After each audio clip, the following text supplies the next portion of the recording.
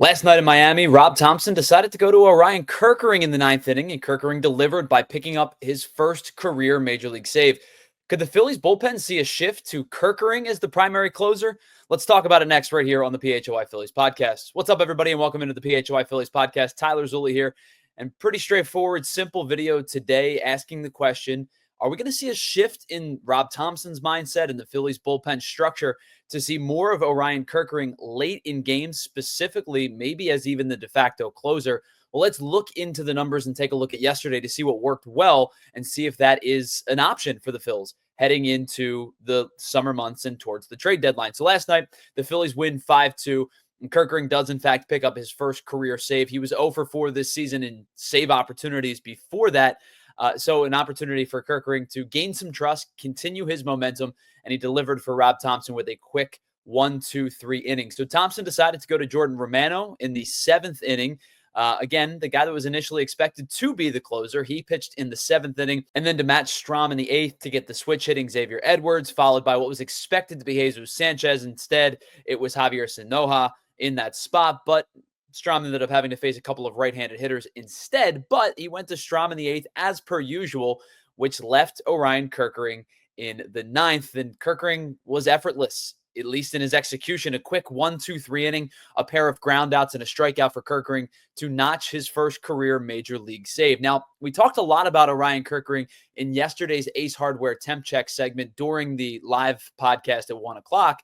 But I wanted to take a look in a little bit of further detail and take a look through Kerkering's numbers, updated and adjusted numbers since we talked about him about 24 hours ago. He's now not given up an earned run since May 6th, which stretches over 16 appearances and 14 and a third innings. In fact, since the calendar flipped to May, he's given up just one earned run in 19 appearances. He entered the month of May with a 5.56 ERA. He left May with a 3.32 ERA. And now, as we're midway through the month of June, he's down to a 2.54 ERA after last night. Not only is his ERA continuing to get better, but his whip is getting better as well. He had a 1.66 whip in April. He gave up 16 base runners in less than 10 innings pitched. He's now down to a 1.38 whip on the season as he's continued to reduce the amount of hits that he's given up on a nightly basis. In fact, he's given up just 3 hits in his 7 appearances so far in the month of June. He has issued 4 walks, but his 1.05 whip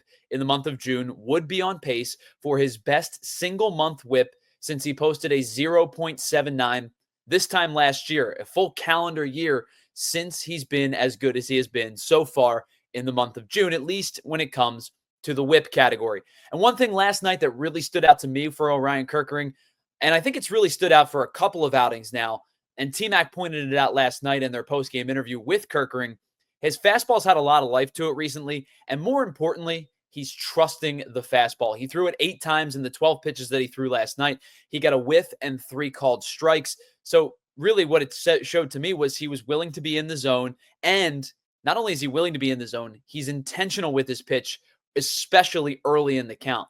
He's now thrown 134 fastballs this year, and opponents are hitting just 172 off of it, and they're slugging just 310. Now, if that's not enough, his expected batting average on the fastball is just 194, slightly higher than the 172 that opponents are hitting, but it's not enough to say, well, he's getting lucky and opponents are hitting into hard contact. They're not. His average exit velocity has been excellent. He's been really good at limiting hard contact throughout the year as well. The fastball has just been a much more effective pitch for Kerkering over the last month or so.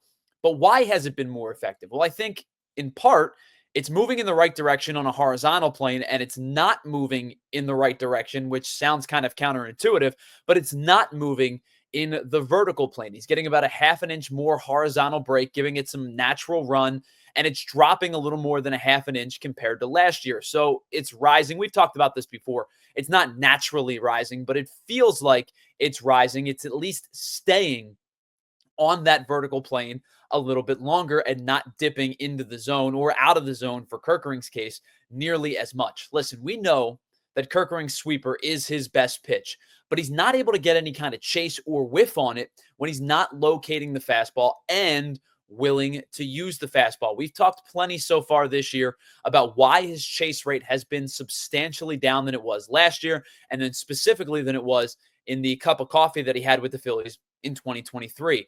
His chase rate so far this year is in the first percentile. That's undeniable. But I think the large factor as to why he's not getting a lot of chase was because early in the season, he wasn't spotting or trusting his fastball nearly enough to use that sweeper. His first pitch strike percentages were low. His zone rates were low. Those have significantly improved over the last month, specifically since the calendar flipped to May. He's now actually throwing more first pitch strikes on average than he did at this point last year than he did throughout the entirety of last season. So he's now found himself not just footing, but pretty significant footing so far in the last month. Again, since really the calendar turned to May, that's the focal point of where Orion Kerkering has kind of turned his season around a little bit. So the question does remain, can he throw that fastball consistently for strikes, especially early in the count, to set up the breaking ball? The one thing that Kerkering has struggled with this year, it's not necessarily the fact that he's not getting a lot of chase or a lot of whiff. It's the fact that his walk rates are just too high. He's issued 16 walks in the first 28 and a third innings that he's pitched. Last year, he had 17 walks over 63 innings. So he's just one shy of last year's walk total, despite the fact that he has thrown 35 less innings so far this year. Now that number, again, as have most of his numbers, have come down significantly in the months of May and June. He has still walked 4 in the month of June, but his walk rate has been better so far this month than it was in the first month specifically, than it was even though in the month of May as well. So the questions remain, can he consistently throw that fastball for strikes to set up the breaking ball, which is his swing and miss pitch, which will generate more chase and more whiff when he's locating the fastball specifically in the zone. The second question is out of his control. It revolves around Rob Thomson. We know that Rob Thomson is generally reluctant to name a closer permanently. He takes that high leverage approach, if you will, which is something I particularly love. I know not a lot of you do, and it's something that I think is a great strategy that can be used when you don't have a lights out closer.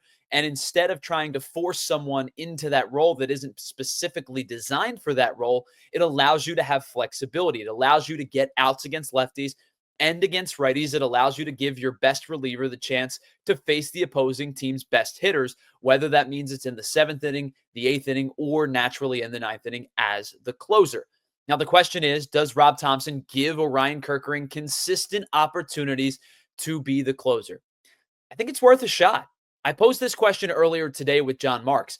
So if Orion Kerkering takes the role that you expected out of Jordan Romano, and Jordan Romano takes the role that you expected out of Orion Kerkering, which was primary 7th and 8th inning guy, set up right-hander, does that equal out to a win, even if it's not how you expected conventionally to get to that point? I think that it does. It gives you somebody who you can trust in the 7th or the 8th, and it gives you somebody that you could potentially trust in the 9th. That's why Rob Thomson uses these guys so fluidly. It gives him the upper hand when he is able to trust any one particular guy in any one particular inning. I know a lot of people believe in set roles and understanding, hey, I'm a setup guy, hey, I'm a 7th inning guy, hey, I'm a closer. But with this bullpen, especially without Jose Alvarado before they go into the trade market, this bullpen is structured in a way that is going to need as much flexibility as it possibly can get. There's no question about it that the Phillies still need another high leverage arm come trade deadline time.